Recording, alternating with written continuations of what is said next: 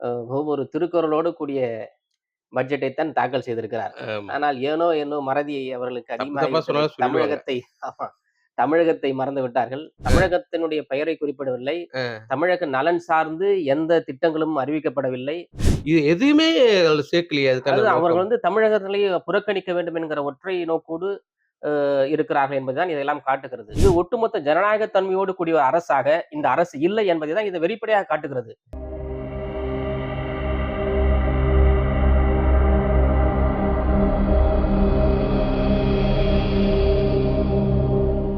மக்கள் எதிரொலி நேயர்களுக்கு அன்பு வணக்கம்.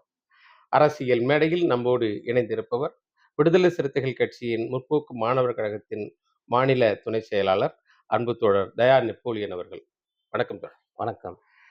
ஒவ்வொரு வாரமும் அரசியல் விவாதங்களை நடத்தி வருகிறோம். இந்த வாரமும் உங்களோடு அரசியல் விவாதங்களை பகிர்ந்து கொள்வதில் மகிழ்ச்சி அடைகிறோம். தோழர், இன்னைக்கு ரொம்ப பரபரப்பான சூழல்ல இருக்கிறோம்.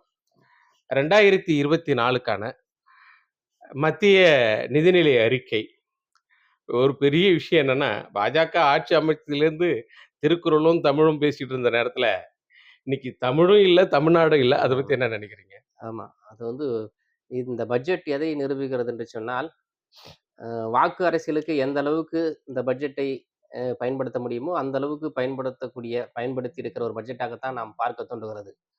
நீங்கள் சொல்வது போல் ஒவ்வொரு அ பட்ஜெட் கூட்டத்தொடரின் போதும் மதிப்புக்குரிய தமிழகத்தினுடைய பூர்வீகமாக கொண்டிருக்கிற நிர்மலா சீதாராமன் அவர்கள் அ ஒவ்வொரு திருக்குறளோடு கூடிய பட்ஜெட்டை தான் தாக்கல் செய்திருக்கிறார். ஆமா. ஆனால் ஏனோ என்னோ மறதி அவர்களுக்கு தப்பு தப்பா அதிகமாகிவிட்டது. சொன்னாலும் சொல்லிடுவாங்க. ஆமா. தமிழகத்தை மறந்து விட்டார்கள். தமிழக மக்களின் நலனையும் மறந்துவிட்டு, வெறுமனே இந்த மக்கள் நம்மை ஜெயிக்க வைக்கவில்லை, நமக்கு வாக்களிக்கவில்லை என்ற அ. ஒரு காழ்ப்புணர்ச்சி கொண்டு ஒரு அ வந்திருக்கிற ஒரு பட்ஜெட்டாகத்தான் நாம் இப்போது பார்க்க அப்ப தோன்றுகிறது. எங்களுக்கு நீங்க ஓட்டு போடல, உங்களுக்கு பட்ஜெட் ஆமா, இல்ல. அதுதான். அவங்களுடைய பட்ஜெட்டோட அஜெண்டாவே இதுதானே. அ, தமிழகத்தினுடைய பெயரை குறிப்பிடவில்லை. அ. தமிழக நலன் சார்ந்து எந்த திட்டங்களும் அறிவிக்கப்படவில்லை. தமிழகத்தினுடைய கோரிக்கைகள் எத்தனையோ கோரிக்கைகள் முதல்வர், பிரதமரிடத்திலும், மதிப்பிற்குரிய நிதியமைச்சர் நிர்மலா சீதாராமன் அவர்களிடத்திலும் கோரிக்கை வைத்திருக்கிறோம். எந்த கோரிக்கையுமே அவர் ஏற்றுக்கொள்வதாகவும் தெரியவில்லை. அவர்கள் ஒரு பொருட்டாகவே மதிக்கவில்லை. தமிழக நலனை ஒரு பொருட்டாக மதிக்காத ஒரு நிதியமைச்சர், ஒரு அரசாங்கம் என்று சொன்னால், இப்பொழுது இன்றைக்கு நடந்து கொண்டிருக்கிற ஒரு மத்திய அரசாங்கம் தான், ஒன்றிய அரசாங்கம் தான் தமிழக நலனுக்கு எதிரான ஒரு அரசாங்கமாக இன்று தமிழக நலனின் எதிரான ஒரு பட்ஜெட்டை இன்றைக்கு தாக்கல் செய்திருக்கிறது.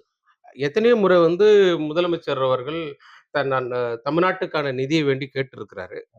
பல்வேறு பேரிழப்புகள் நடந்தது. அதற்கான பெரிய வெள்ள பேரிழப்புக்கான நிதியும் கேட்டிருக்காங்க.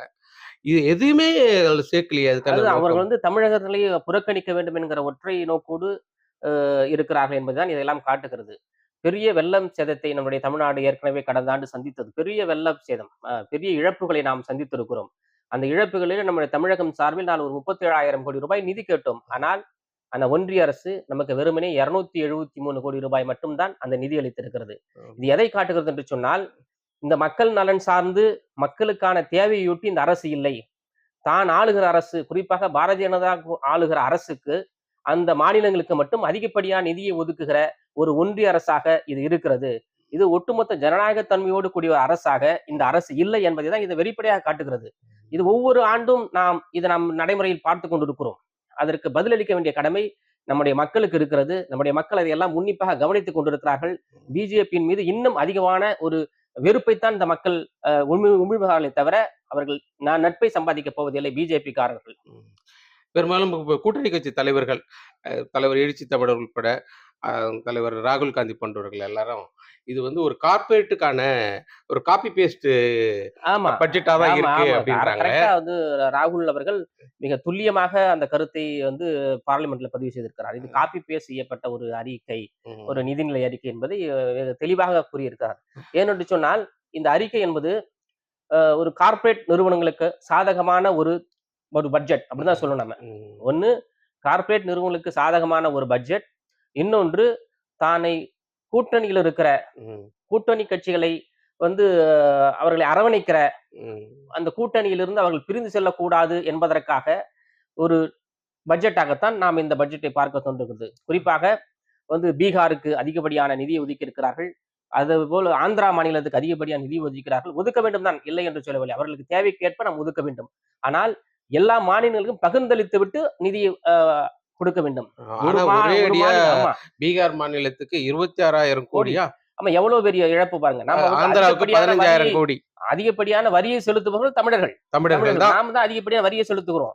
நாம வந்து ₹100 செலுத்தோம்னா நமக்கான திரும்பி ரிட்டர்னா வர்றது வெறும் 29 பைசா தான் கிடைக்குது. ₹1 நம்ம வந்து வரி செலுத்துறோம்னா நமக்கு திரும்பி ரிட்டர்ன் வரக்கூடிய 29 பைசா வருகிறது. அப்படி என்று சொன்னால் எவ்வளவு பெரிய ஒரு ஏமாற்றத்தை சந்திக்கிறது தமிழகம். பெரிய ஏமாற்றம். என்னோட சொல்ல வரியை முடிதாக வாங்கி கொண்டு கொடுக்கக்கூடிய சலுகைகள் மட்டும் பாரபட்சம் என்பது எப்படி ஏற்றுக்கொள்ள? ஆமா, எந்த திட்டங்களையுமே வந்து தமிழகம் சார்ந்த திட்டங்களுக்கு ஒப்புதல் அளிக்கவில்லை.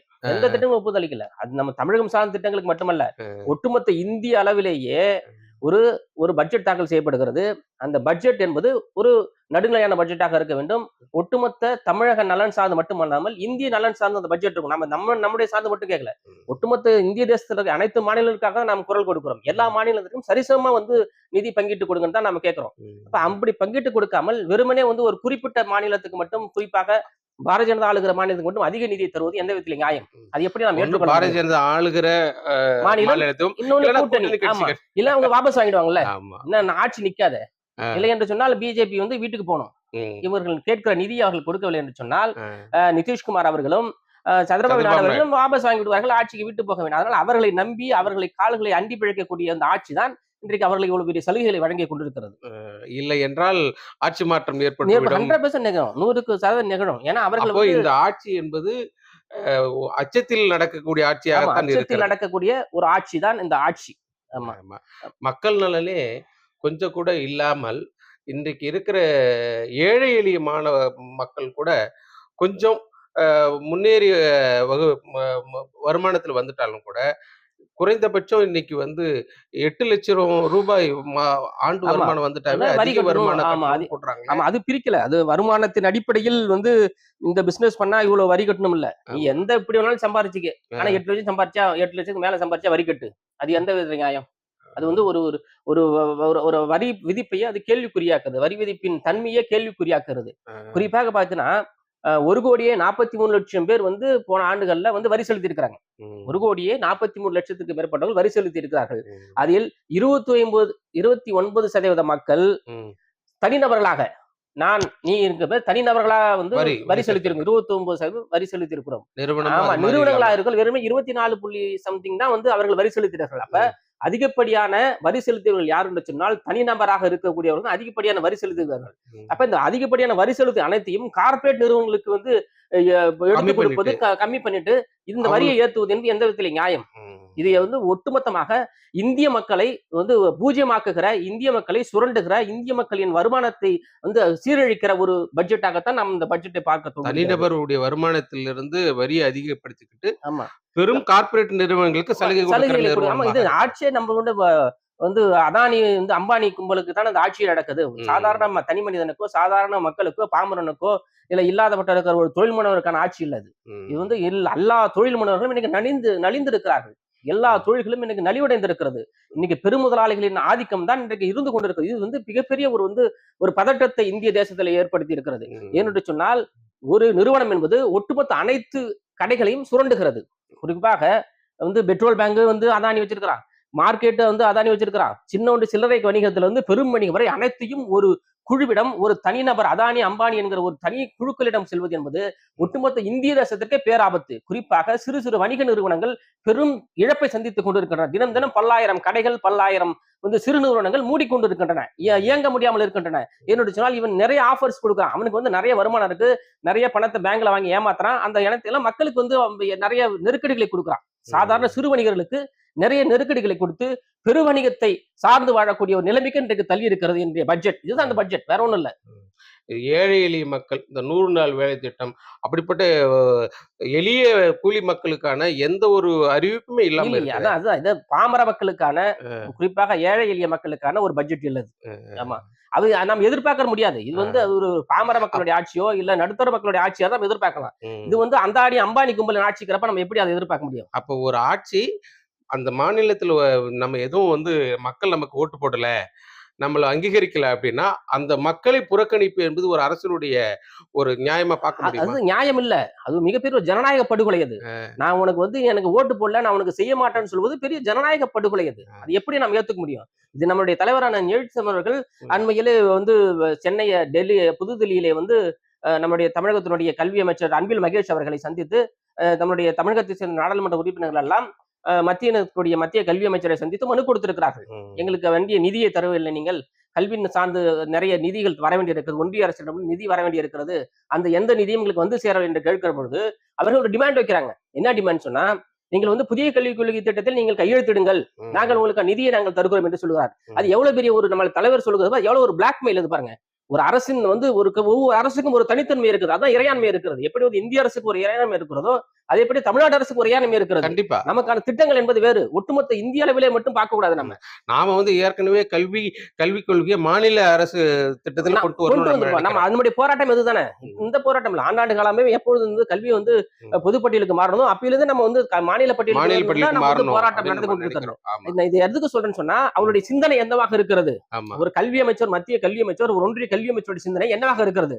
இந்த மக்கள் வந்து நம்ம கொள்கை ஏத்துக்கலாம், அவங்க நிதி தரக்கூடாது. ஆனா எப்படி எப்படி இயங்க முடியும்? எப்படி கல்வி நிறுவனம் நம்ம வளர்க்க முடியும்? அதே மீறி இங்கு ஆட்சி என்பது நடப்பது என்பது வேறு. நம்முடைய முதல்வருடைய சாமர்த்தியத்தால் இன்றைக்கு வந்து பல்வேறு நலத்திட்டங்கள், மக்கள் நலன் சார்ந்த நலத்திட்டங்கள் இன்றைக்கு நடைமுறைப்படுத்தி கொண்டிருக்கிறார்கள். அதை நாம் வரவேற்போம். ஆனால் ஒன்றிய அரசு என்பது இந்த ஒரு கண்ணோட்டத்தில் இருப்பது பெரும் ஆபத்தானது. மக்கள் நலன் சார்ந்து இல்லாமல் ஒரு தனி முரண் சார்ந்து, ஒரு அரசு சார்ந்து திமுக அரசுக்கு எதிராக இருப்பதாக நினைத்துக் கொண்டு ஒட்டுமொத்த தமிழக மக்களையும் புறக்கணிப்பது என்பது பிஜேபியினுடைய ஒரு மிகப்பெரிய ஒரு பிஜேபிக்கான அழிவு தான். தமிழகத்துல பிஜேபி வளராது. இருக்கிறதுக்கு எப்படி பிஜேபி வளரும்? இப்ப மக்கள் என்ன முட்டாளாக? குறைந்த அளவு இந்திய மாநில அளவிலே தமிழக மாநிலம் மிகப்பெரிய ஒரு கல்வியறிவு பெற்ற மாநிலம் இருக்கிறார். ஏற்கனவே பேரளவுல பேர் மட்டுமா சொல்லிட்டு இருந்தாங்க தமிழும் தமிழ்நாடும். இப்ப பேரளவில் கூட இல்லை இல்ல, பேரும் இல்ல. அதுக்கு மட்டும் இல்ல, தமிழகம் மட்டும் இல்ல, இந்திய வரலாற்றிலேயே 75 ஆண்டு கால இந்திய வரலாற்றில் பட்ஜெட்ல டிஃபென்ஸும் இல்ல, பாதுகாப்புத்துறை சம்பந்தமானதும் இல்ல, ரயில்வேங்கிற ஒரு பேரும் இல்ல. தனியா ரயில்வே பட்ஜெட்ங்கிறது அனுப்புது வேற, ஒரு காமன் பட்ஜெட்ல அதெல்லாம் வரணும். இல்ல அப்ப அவங்களுடைய மனநிலை என்னவாக இருக்கு பாருங்க. தன் ஆட்சியை காபந்து பண்ணிக்கணுங்கிறதுக்காக கூட்டணி கட்சி தலைவர்களை சமாதானப்படுத்தணுங்கிறதுக்காக போடப்பட்ட திட்டமாக அந்த பட்ஜெட்.